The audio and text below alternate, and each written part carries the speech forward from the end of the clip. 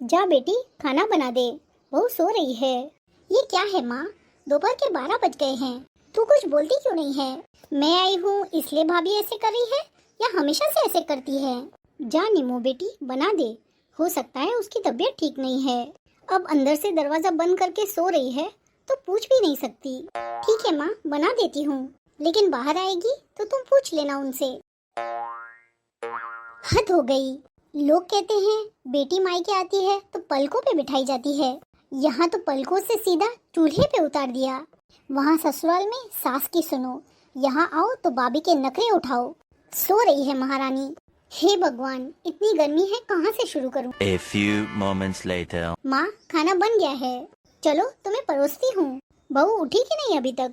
अभी खाना बन गया तो उठेंगी ना? अरे दीदी आप कब आए?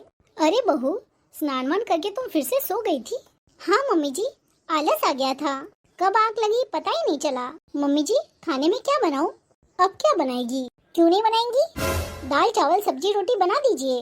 पर दीदी शायद खाना बन गया ना?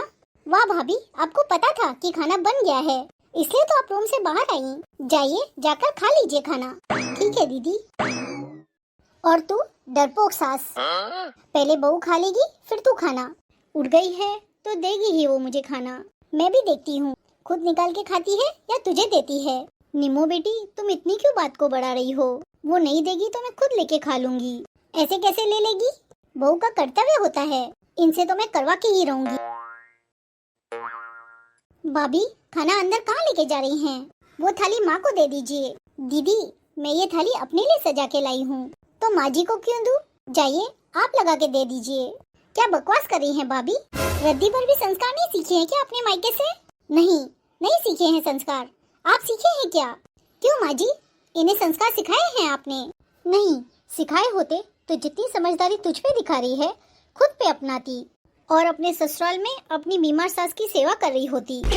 यहाँ आके तुझ पे ना हुक्म चलाती। तुमने एक दिन खाना नहीं बनाया तो ये तुम्हें बड़ी बड़ी बातें कह रही हैं। ये समझदारी तू क्यों नहीं अपनाती बेटी? तो आप दोनों की मिली भगत है ये? हाँ क्योंकि बहू ने सिर्फ आज ऐसा किया है और तू जब से आई है तब से ऐसा करती है। बस कीजिए माँ जी, इतना मत बोलिए कि मैका ही छोड़ दे। लीजिए माँ जी। तो छोड़ दे कोई दिक्कत नहीं है। जब बेटियां मायके से लगाव नहीं रखती ना तब माँ का परिवार बहुत अच्छे से चलता है। इतना मत सुना माँ, जब इतना बोझ बन गई थी तो सीधे सीधे बताती। इतना घुमा फिरा के बताने की क्या जरूरत थी? घुमा फिरा के समझाना जरूरी था क्योंकि दामाद जी का आदेश था। क्या? हाँ दीदी नंदोई जी आपको लेने आ रहे हैं। ससुराल में अच्छे से रहिएगा। हाँ रहना ही पड़ेगा क्योंकि मायके में तो अच्छे से रहने नहीं देगी माँ। चलो पैकिंग कर लेती हूँ। माँ जी लगता है दीदी को बात समझ में आ गई है। समझेगी नहीं तो जाएगी कहाँ? जा तू भी खा ले और उसे भी खिला दे। ठीक है माँ जी।